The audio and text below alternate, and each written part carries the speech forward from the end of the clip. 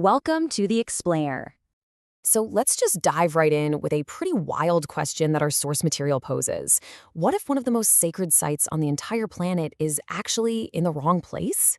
Seriously, what if the Mount Zion we all know in Jerusalem isn't the one the Bible's actually talking about? You see, this text we're digging into proposes a truly radical idea. It's arguing that the real Mount Zion isn't in Jerusalem at all. Nope, it's actually Mount Hermon, way up to the north. Okay, so this is where the whole argument starts to feel like a classic case of mistaken identity. On one side, you've got Jerusalem Zion. Scripture actually calls it a hill, and yeah, it's about 765 meters high. But then, look at Mount Hermon. The Bible also calls it Mount Sion, and it is a towering giant at over 2,800 meters. The source's point is pretty simple. Which one of these sounds more like a mountain of God? And this right here is the verse that's really at the heart of the whole thing. Psalm 68 says, "A mountain of God is the mountain of Bashan." This is the mountain which God desires to dwell in. Yes, the Lord will dwell in it forever. Now, the key connection the author makes is that Bashan is the region where you find Mount Hermon. All right, so you're probably wondering, what's the actual textual evidence for a claim this big? Let's get into it. The author basically lays out this web of clues, right? These scriptural name drops that seem to connect the dots. The most direct one is Deuteronomy 4:48, which flat out says, even to Mount Sion, that is, Hermon. Can't get much clearer than that. But then there are others, like Psalm 133, which creates this beautiful poetic link between the famous dew of Hermon and the mountains of Zion. Now, this is where the interpretation gets really interesting. The source looks at this verse from Psalm 76 and suggests there's a huge distinction being made. The idea is that the temporary tabernacle was in Jerusalem, which was also called Salem. But God's permanent, forever-dwelling place is on the true Zion, which this argument claims is Mount Hermon.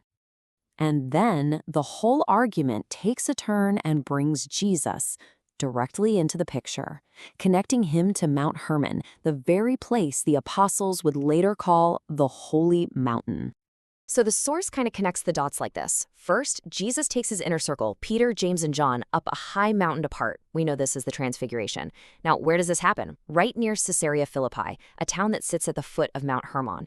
And it's right after this, in that exact spot, that Jesus says to Peter, "On this rock, I will build my church." So the author's conclusion? The rock wasn't Peter. It was the massive mountain literally looming over them, Mount Hermon itself. And, to back this idea up, the text points to Peter himself. He was there. He saw the Transfiguration. And later, when he's writing about it, what does he call the place? He calls it the Holy Mount. All right, so if we run with this idea, if this whole geography thing is flipped on its head, what does that even mean for the future? Well, according to the source, it leads to a really dramatic prophetic vision. And it's all centered on this new location.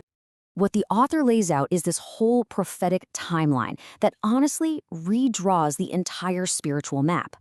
It starts with something called the Great Tribulation, a time of intense global trial. Then angels are sent to gather the elect specifically to Mount Hermon.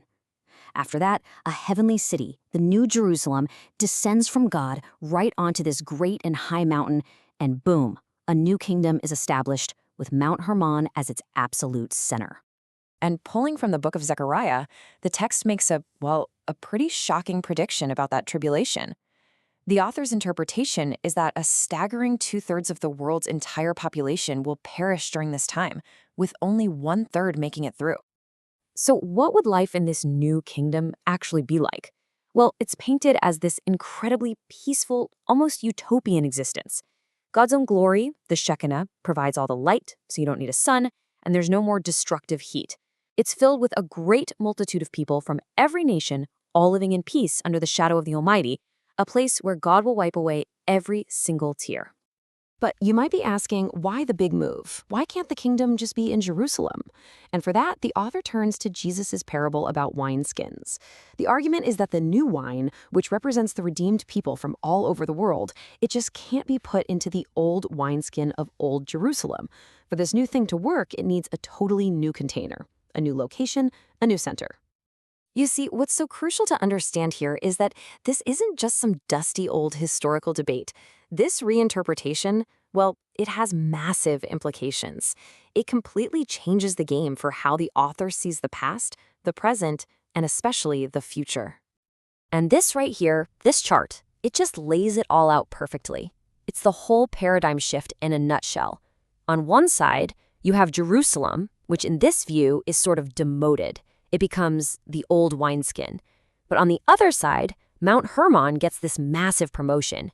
It becomes the holy mountain, the new wineskin, the true rock of the church, basically the new spiritual center of the world. For the author, the final piece of the puzzle, the smoking gun, if you will, comes from the book of Revelation. The vision shows the holy city descending from heaven onto a great and high mountain. The author argues, look, that's a perfect description of Mount Hermon, not the small hill where old Jerusalem sits. So there you have it. We've just walked through a really detailed and, let's be honest, pretty radical argument for a totally different sacred geography. It challenges centuries of tradition and paints a picture of the future centered on a new holy mountain. Which really leaves us with one final big question to think about. What does all of this reveal about the sheer power of interpretation to shape our entire understanding of the world?